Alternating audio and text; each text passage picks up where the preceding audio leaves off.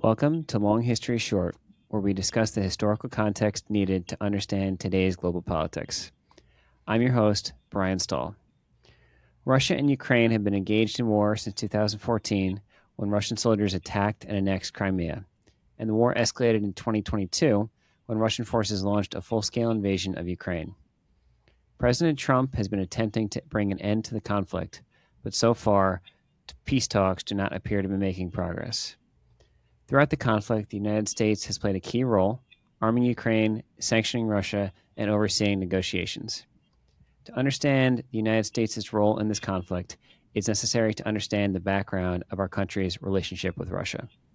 Let's get started. Joining us today is Professor Thomas Schwartz. Professor Schwartz received his PhD from Harvard, and he has taught at Vanderbilt since 1990. He specializes in the history of American foreign policy, and he has published several books on the topic, most recently, Henry Kissinger and American Power, a Political Biography, which received widespread acclaim. Welcome, Professor Schwartz. Thank you very much, Brian, for having me on the program. All right, so thank you for joining us. Thank you for appearing here. So let's get started. The United States and the USSR were allies during World War II, even though Stalin's Soviet Union was a communist dictatorship, brutal communist dictatorship, and America is a liberal democracy. During the war, were there tensions in the relationship between these two countries over differing values? The simple answer is, of course, yes. One you have to remember is that the Soviet Union, up until 1941, June of 1941, had been, in a way, aligned with Nazi Germany. It had signed a peace treaty with the Nazis. Franklin Roosevelt had denounced the Nazi-Soviet pact. The Soviet Union had invaded Finland. It looked like it was dividing Europe with the Nazis. So there was not a great deal of love lost. But then when the invasion took place, when Hitler decided that he was going to invade the Soviet Union, both Winston Churchill in Great Britain and Franklin Roosevelt realized that necessity made it clear that they needed to align with the Soviet Union, that the Soviet Union now was an effective ally against Nazi Germany. And Churchill famously said that if Hitler invaded hell, he would find good words to say about the devil. So it was that type of context. And so there were enormous tensions that existed below the surface. But the United States government actually, under Franklin Roosevelt, made great efforts to try to sway American public opinion. There's a famous filmmaker, Frank Capra, who's most notably known for It's a Wonderful Life. But he was commissioned to make propaganda films for American audiences during World War II. And he made one on Russia, which completely overlooked the Hitler-Stalin Pact and tried to make Americans sympathetic to the Russians and to the Russian war effort. And so there was this great effort to try to paper over the differences that existed because of the communist system, attempts to sort of say that the US and the Soviet Union were actually much more alike as being multinational, multi-ethnic empires, or countries. And so those tensions, the official American position, less so with Britain, but the official American position was to try to smooth those over and to try not to highlight the ways in which America and the Soviet Union saw the world differently. Okay, thank you. That's very helpful. Did not know that Frank Capra had a second career besides It's a Wonderful Life. That's a very Well, he interesting was, like many, he was drawn into World War II, and his documentary films are free on YouTube, and they are wonderful examples of how Americans were inspired to fight in the war and what they thought the war was about. Very cool. I'll have to link to those in the show notes for this. Excellent. So then, once the war ended, pretty shortly thereafter, the United States and the USSR went from being very close allies to being the most bitter of foes. What happened? Why did the relationship sour? And I guess you could say, why did the Cold War begin? Well, it was actually souring as the war was coming to an end. And this was partly because the manner of Soviet occupation in Eastern Europe was quite brutal. The Soviet Union, as it pushed toward Nazi Germany, conquered Poland, which had been one of the countries that Great Britain had gone to war for and that the United States also was allied with. But they imposed on Poland a communist government, and they suppressed dissent. They imprisoned political opponents of the regime. And so even before the war came to an end, the United States and Britain both saw things that they didn't like happening in Eastern Europe. And as the Allies met at both Yalta and Potsdam, they had to try to come to agreements. And at Potsdam, they came to an agreement, for example, to divide Germany. At least they thought temporarily, but they knew they were having problems getting along, because the Soviet manner of occupying East Germany was to basically be very brutal and also to take almost all the industry and anything movable back to the Soviet Union as reparations. Whereas the Americans were concerned that they had to make sure that the Germans didn't starve, and even though they wanted to punish them, they didn't want that element of brutality to come into play. What happened is that you had a number of incidents in the first couple of years after the end of the war that seemed to indicate that the Soviet Union wanted to expand further. For example, the Soviets did not withdraw from Iran. Iran's in the news a lot these days, but back then, the Soviets and the British had occupied Iran in order to guarantee supply lines during World War II. And they were supposed to withdraw 6 months at the end of the war. Well, the British withdrew, but the Soviets didn't. And it seemed like they were determined to keep that territory. And the U.S. brought the issue to the UN. There was pressure, and finally the Soviets did withdraw. But it was an indication, it seemed, that maybe the Soviet Union was interested in greater expansion. They threatened Turkey at that point over its possession of the Straits of the Bosphorus Straits.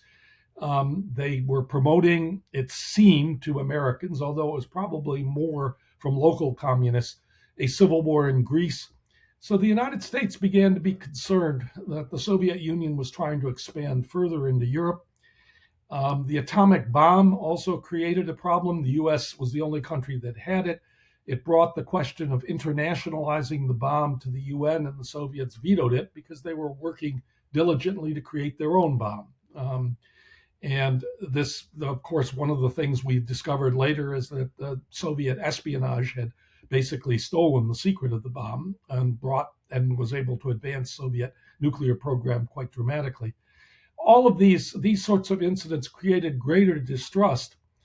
And without going into too much detail, what happened is that by 1947, the United States was afraid that Western Europe was going to collapse from its poverty and its inability to recover from the war.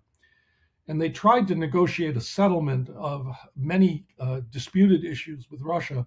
And they became convinced that the Soviet Union actually preferred to see Western Europe continue to suffer from poverty and decline, with the idea that desperate people would embrace communism and that Western Europe itself would come under communist rule.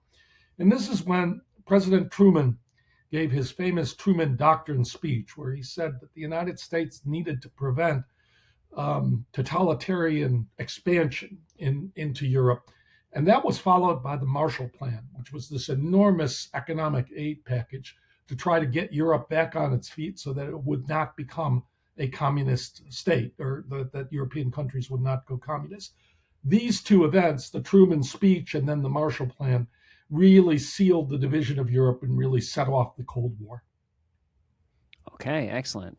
Now, my understanding is that U.S. policy during the Cold War was what we call containment, basically trying to prevent the spread of communism further and further. Can you say a little bit about what containment was? Yeah. Containment is normally associated with the famous American diplomat George Kennan. In early 1946, when he was asked to try and explain Soviet policies that Americans were having a hard time understanding, for example, about Iran or about their other policies in the occupied countries, he wrote a long telegram. What's called the long telegram. You're not in the Foreign Service, as he was stationed in Moscow, and you're not supposed to write long telegrams. This was a period of time where these things had to be very coded and everything, so you were supposed to stay short. He wrote this long telegram, which basically argued that the Soviet Union, because of its repressive government, was inherently expansionist, that Soviet leaders, partly because they didn't trust their own people, felt the need to expand communism further, because without expansion, communism would not succeed. And so he wrote it and said that the way the United States and Britain and other countries should behave was if they contained Soviet expansion, if they prevented the Soviet Union from expanding its power and taking in further countries under communist rule, that would lead to a gradual change in Soviet behavior, that if they couldn't expand, their behavior would become more moderate, they would mellow in a sense and become less of a threat to the United States. So he coined the term containment. And containment then became the basic thinking of American leaders during the Cold War. That basically the idea was to keep the Soviet Union from conquering or taking additional countries to its empire, and that through containment, eventually the Soviet Union's power would moderate or mellow or even break up and decline. So containment was based on a theory that the Soviet governments or the Soviet leaders inherently needed expansion in order to stay in power. Mm. Now, part of the strategy behind containment, or one of the key moves that the United States did, was the foundation of NATO. Now, NATO, of course, is in the news a lot recently because it's been part of the controversy over Russia and Ukraine. Can you say a little bit about what NATO is, why it was founded, and how its mission has changed over time?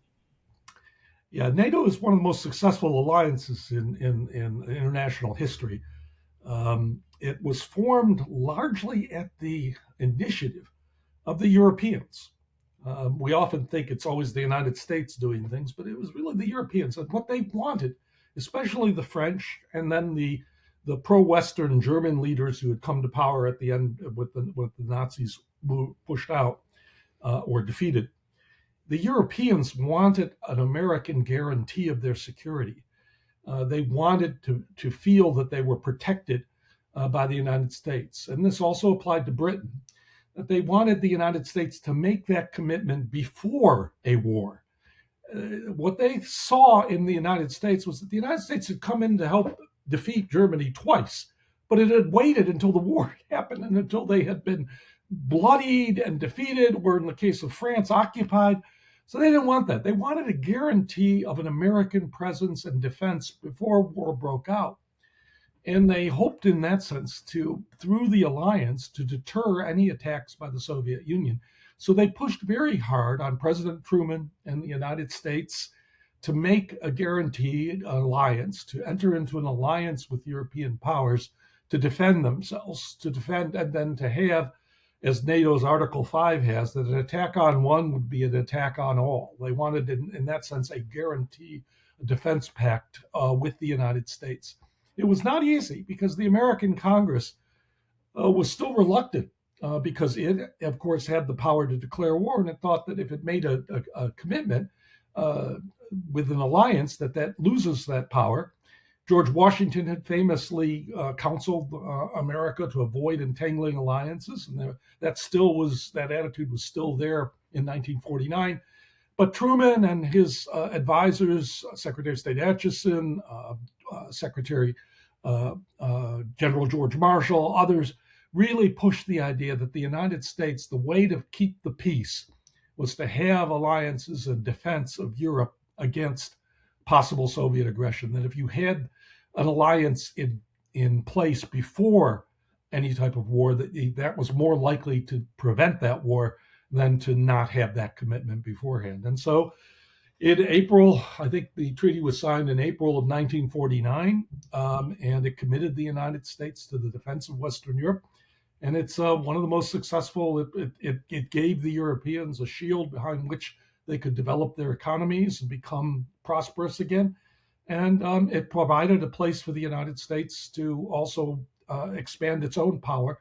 We've had bases in Germany and France and Italy, many all through Europe since that time, or most of the countries in Europe. And in that sense, it has NATO. I think many people would argue NATO is one of the most important things for keeping the peace during the Cold War. Okay, wonderful. Thank you for that answer. Very detailed, very helpful. Now, I'd like to turn my attention away from keeping the peace towards a few of the conflagrations that took place. The Korean War was sort of, in a certain sense, maybe the first big flashpoint in the Cold War. How did the Korean War affect Soviet American relations? Well, I don't think I coined it, but I used a term in one of my earlier books that the Korean War was something like the Pearl Harbor of the Cold War. Now, it doesn't have that same meaning for most Americans that Pearl Harbor did in terms of starting World War II. But the Korean War was the first manifestation of outright, what was seen as outright Soviet aggression in trying to conquer a country. We had, Korea had been divided at the end of World War II, like Germany. The northern half had become communist, southern was non communist. And on June 25th, 1950, the northern half, with Soviet tanks, they did it with Soviet weaponry. They didn't have Russian soldiers, but they had Soviet weapons, invaded the South. Initially, the United States had no real commitment to actually defend South Korea. But President Truman and Secretary of State Acheson really felt that if the United States didn't act, it would be like in the 1930s when the democracies did not act, when Hitler took Austria, then Czechoslovakia, and then finally Poland, that you needed to act preemptively. You couldn't, if you didn't fight in Korea, you'd end up fighting in Hawaii, or you'd end up fighting much closer to the United States. So the United States intervened. The Korean War was a very bloody war because initially the United States actually sought to conquer the entire peninsula, to basically force the communists back and take North Korea. But China did not want. China wanted a buffer state on its throne. It had gone communist a year earlier, and it fought. It sent in its forces, and so the end result of the Korean War was a stalemate and the division of Korea, which exists to today. But the Korean War really militarized the Cold War. What it did is it created a huge expansion in the American defense budget. The American defense budget tripled in size. We developed a huge intelligence community, a military establishment, atomic weapons, conventional weapons. So, in a sense, what the Korean War did was mobilize and militarize the Cold War so that both countries then ended up engaging in an arms race and a building up of forces to deal with each other. And so, in that sense, it was one of the most important and pivotal events of the Cold War in terms of really turning it into a real militarized conflict. Even though we didn't fight the Soviets, we then built up a military presence around the globe, which confronted the Soviet Union, and they confronted us. That's very interesting because oftentimes the Korean War is sort of thought of as being almost the forgotten war. It is. It has that. World War You II probably. being Yeah, sure, and yet, it has if I'm been understanding seen as forgotten. Yeah. right, but if I'm understanding you correctly, it basically is responsible for, I guess, forging the modern United States like state apparatus around the military. It absolutely contributed to the creation of what historians sometimes call the national security state, namely the building up of what is a huge apparatus of both military power, but also intelligence. The CIA expanded enormously during this time. The United States developed all sorts of electronic listening posts around the world. The expansion of American power as a result of the Korean War was really unprecedented, and we made commitments to more than 40 nations after, or as a result of the Korean War. We expanded our alliances, our commitments, our defense commitments around the world. It is one of the most important singular events that's not understood, I think, by most. And your point about the Korean War being forgotten, it really was. It ended. The fact that it ended in a stalemate. I think most Americans, by the end of the Korean War, wanted it over, but they didn't want to think about it anymore. And so, effectively, it was forgotten, and it wasn't really. The Korean War Memorial, for example, in Washington, only came after the Vietnam War Memorial, and it was pushed out of the American memory in so many ways. I have a special interest in this. I visited Korea a couple of times. There is actually an extraordinary monument to the American soldiers who served there, and it's really quite an impressive place. South Korea, of course, has become an extraordinary nation. The contrast with North Korea is crazy. So Fascinating. Thank you. So, a little bit later, Joseph Stalin, who, of course, was one of the great monsters of history and Yeah. one of the most brutal human beings who's ever lived, he passed away. And he was obviously the one in charge when the Cold War got started. A few years after he passed away, Nikita Khrushchev came into power, and he famously thawed out the Soviet Union, and things became more liberal and more open. And the it certainly still was not a nice place to live per se, but it was much less oppressive than it had been. How did Joseph Stalin's death change U.S. Soviet relations? The interesting thing is that Americans were very reluctant, and you see this in Dwight Eisenhower, who was president then. They didn't want to stop the buildup or the degree of American power when Stalin died. They were very mistrustful of what the Soviet system would put up. Now, Khrushchev eventually emerged, and he was a fascinating character, a peasant, very expansive, used lots of very colorful language, um, famously beat his shoe on the podium of the United Nations when he was making a point. Often was very crude, but he was human. And so he did change something of the image, but he also invaded Hungary when Hungary was trying to escape. So he was still brutal, but he did thaw out the Cold War. He also tried to reform the Soviet Union. He did, as you said, try to get away from Stalin's most repressive practices, free many of the people who were in the gulags. But the relationship with the United States stayed tense throughout the 1950s. And there are many people who think there were missed opportunities here for easing the Cold War. But every time it seemed that we were moving in that direction, something would happen that would create problems. So, for example, after Eisenhower met with Khrushchev at Geneva, and there was what was called the spirit of Geneva, namely an easing of Cold War tensions. Only a few months later, there were riots in Poland and then a revolution in Hungary against the communist rule, and the Russians put it down brutally. They sent in their forces, and that sort of reversed the whole process. Under Khrushchev also sent missiles to Cuba. He sent nuclear-armed missiles to Cuba, which terrified American leaders, changing the balance of power. And President Kennedy basically brought the world to the point of almost a nuclear exchange and trying to get rid of them. And Khrushchev had to back down and take them out. And we made a pledge then not to invade Cuba as a result of this. In a way, in connection to contemporary times, one reason Cuba still exists as a communist state is because of the nuclear weapons there and the fact that we pledged not to interfere with that country if they would take those out. And so Khrushchev changed the dynamic of U.S.-Soviet relations, but it also still remained tense. After the Cuban Missile Crisis, it seemed like there might be a movement toward peace, but then Khrushchev had so badly handled the economy in the Soviet Union, he was overthrown. And he was replaced by Leonid Brezhnev and Alexei Kosygin, who were far more conventional Soviet leaders who did not want to move toward a change in the relationship in the way Khrushchev did. Fascinating internal dynamics. So, moving forward a little bit, one of the next big events in the Cold War, and bigger in the American conscience than in the Russian conscience for sure, is the Vietnam War. Mm-hmm. How would you say, well, first, how did we get involved in the Vietnam War, and what effect do you think that had on our American foreign policy thinking in general?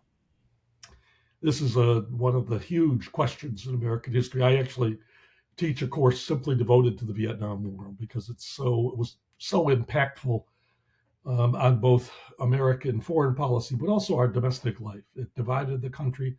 Sometimes I know we often speak of the polarization that exists today between Republicans and Democrats and others. The country was very polarized during the Vietnam War. I mean, students were shot on campuses in demonstrations. I mean, there were the divisions in the country were really intense. We had 2 political assassinations. It was a very, very difficult time. How did we get involved? Well, we got involved slowly. We supported the French because they were fighting a communist insurgency. but they were also trying to hold on to their empire. They had been the imperial power in Vietnam. When they failed, we stepped in and tried to keep South Vietnam. North Vietnam went communist. South Vietnam, we tried to keep it as a non-communist state. Over time, we got drawn in more and more. There was the perception of the so-called domino theory, the fear that if South Vietnam fell to the communists, all the other states in the region, Thailand, Burma, Laos, Cambodia, Malaysia, they would all fall like dominoes. This was President Eisenhower's famous comparison.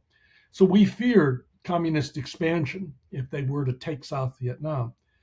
And over time, we gradually increased our involvement. But actually, what also was going on is North Vietnam was increasing its involvement. The North Vietnamese Communist Party was fanatically committed to the reunification of their country. And they were willing to suffer terrible losses in order to achieve that. I mean, it's Americans often think we simply escalated, but it was actually more a response to the fact that North Vietnamese kept upping the ante. They sent more men. They worked harder to try and undermine the South Vietnamese government, which was not very strong in the first place. So we got more and more involved. And in 1965, President Lyndon Johnson decided that it was absolutely in the national interest to try and keep South Vietnam from collapsing. It was on the verge of collapsing. And so he sent ultimately at first 200,000 men, but by 1968, 500,000 men to Vietnam to try and prevent that. It did not go well. The United States got bogged down in a war that was very difficult. Many people in the United States wanted the U.S. to do more to win it, but presidents didn't want to escalate it. They didn't want to cause World War III with nuclear weapons. So it was what was called a limited war. But the war then became a war at home. There were many Americans who thought this is not in our national interest. We still had the draft. We were drafting people to go there who didn't want to be there. Many Americans opposed the war. There were massive demonstrations. It tore our country apart.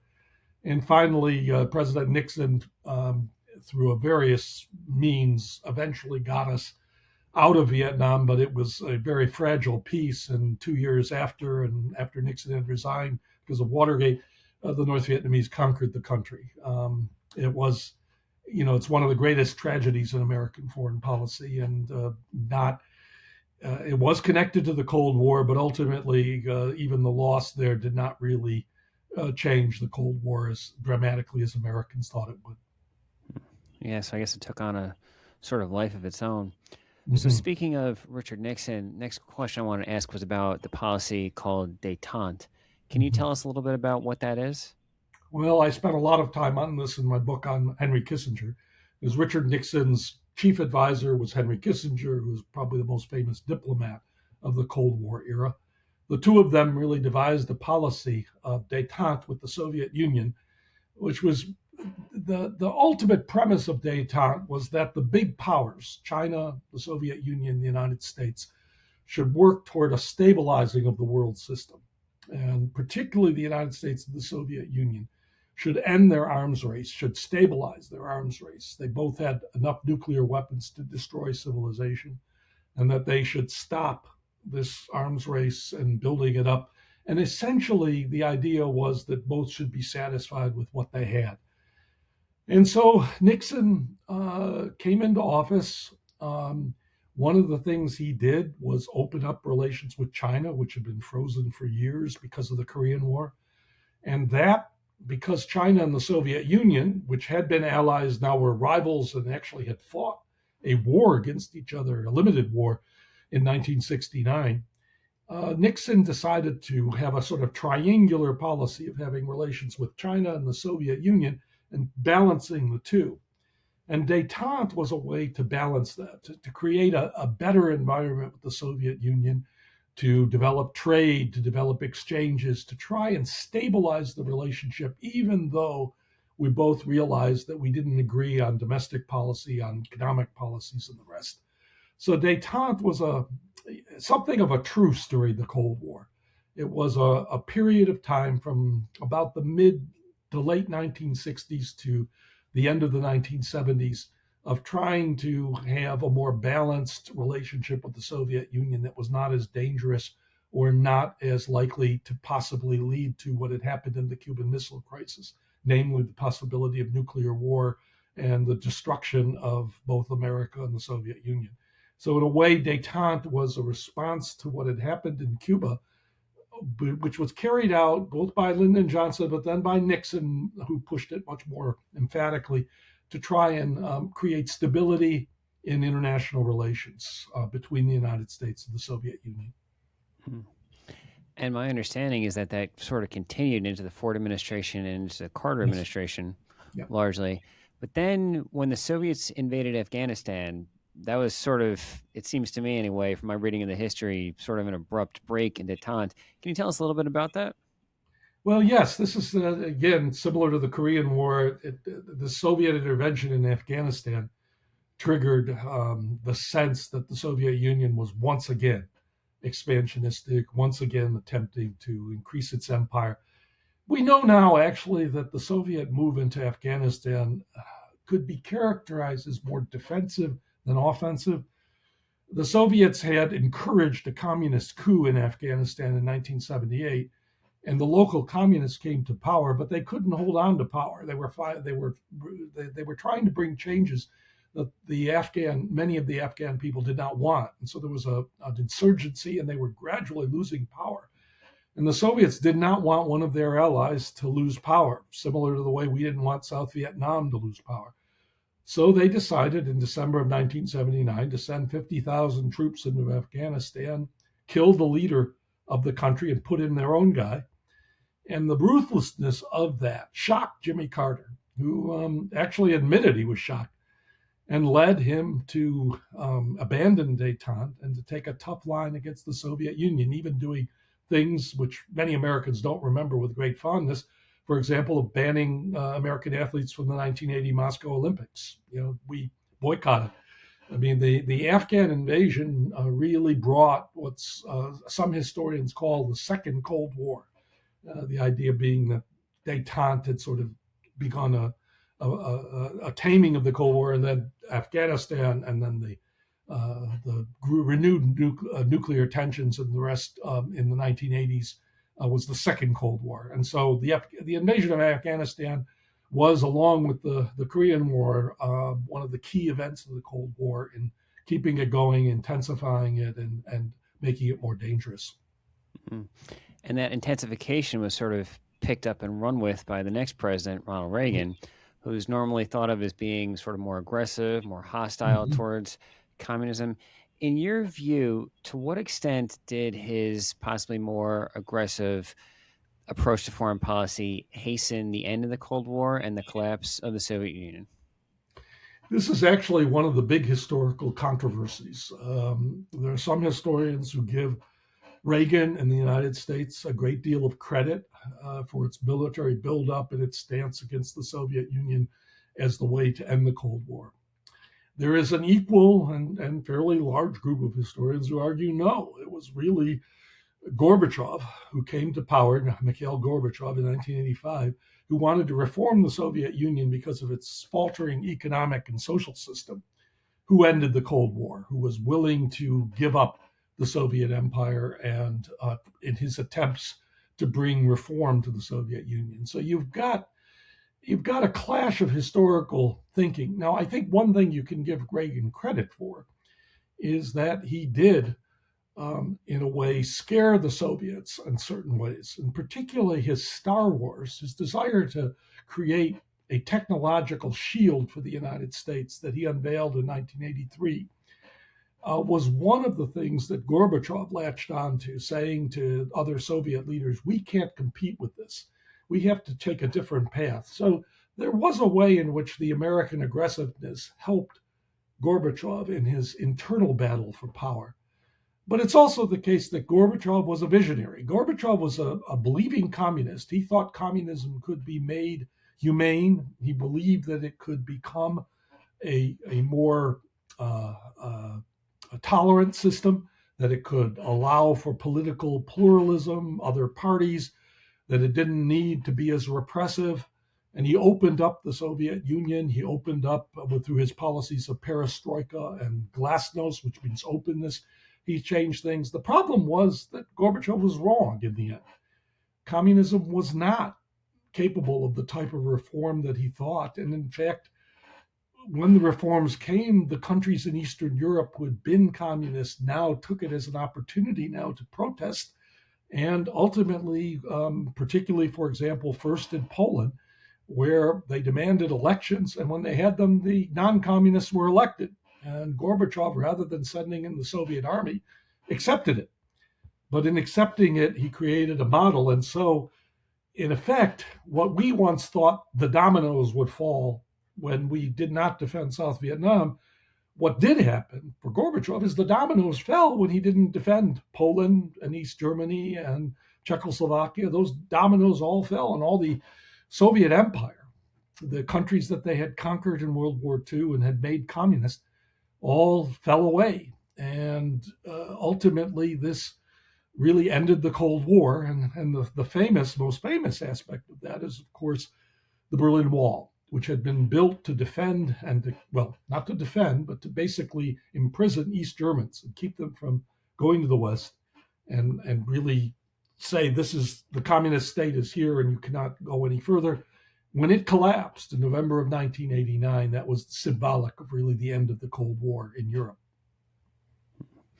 Now, as all these countries were splitting away and splintering apart, and Latvia, Poland, all these other places, what was the United States' role in facilitating that, or in taking these former Soviet republics and making them into new and independent countries? Well, this is where it gets complicated, because I think there's a difference. The United States was actually very careful initially. George H.W. Bush, who was president at that time, for example, when the Berlin Wall fell, there were some of his advisors who said, you got to go over there and make a speech at the wall and sort of rub it in to the Soviets. And he said, no, because it's better, let's not, they are being humiliated. Let's not encourage or facilitate that. And in a sense, he was very careful. And I think actually his leadership on the end of the Cold War in Europe was actually one of the most impressive in my understanding of American foreign policy that we've ever had, in terms of understanding the dynamics of that. Now, there's a difference also in the way different countries were treated. The countries in Eastern Europe, the countries like East Germany, which was taken care of by West Germany, but countries like Czechoslovakia, Poland, Bulgaria, those countries, the United States actually went into and actually helped in various ways, advising other ways to try and encourage democratic forms and movements. Where it gets more complicated is in those countries that were also part of the Soviet Empire. Now, here I'm referring to countries like the Baltic states, Latvia, Estonia, Lithuania, which the United States was much more careful of because they were seen as part of the Soviet or Russian sphere of influence. So there was much more caution in approaching those states in terms of turning them or working toward them. But they wanted to join Europe. We did not do a lot with Ukraine. We did have some advisors, but we were aware that Ukraine was a country that had strong ties to Russia. Now, there were a lot of people in Ukraine who spoke Russian. There were many, particularly in the eastern half, who really saw their elements of Russian. So we were much more cautious about countries that had been part of that empire. What we did do, for example, was get the Ukrainians to give up their nuclear weapons. They had lots of nuclear weapons had been stationed there. And we made an agreement in 1994 to guarantee their security if they gave it up. We, of course, never enforced that, and we let it go by the way. But Ukraine and a lot of the other Soviet republics were also they were countries that had a very difficult democratic transition. They were very, the ruling elites there were very corrupt. Democracy took time to really be implanted there. There were lots of problems and the tensions within them. So I think while we played an important constructive role in Eastern Europe, we were less effective in dealing with the former Soviet republics. especially in Central Asia, we really did very little. I mean, we had some soft power programs, but countries like Kazakhstan or Uzbekistan or Tajikistan, those were countries that were seen as outside of our real interest. We developed diplomatic relations, but they weren't seen as parts or countries that we wanted to somehow bring into our fold in a direct way. Thank you. That's very helpful. So now we've kind of come to what I sort of take some pride in is maybe my showstopper question for the evening. Yes. So George H.W. Bush's Secretary of State, Jim Baker, supposedly said to the Russians that NATO would not expand any further to the east. They would not go 1 inch further to the east.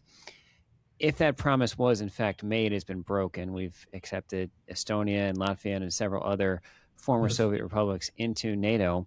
And some people will claim that that broken promise is the reason why contemporary Russian and U.S. relations are so poor. What's your take on that? Do you think there's any truth to that?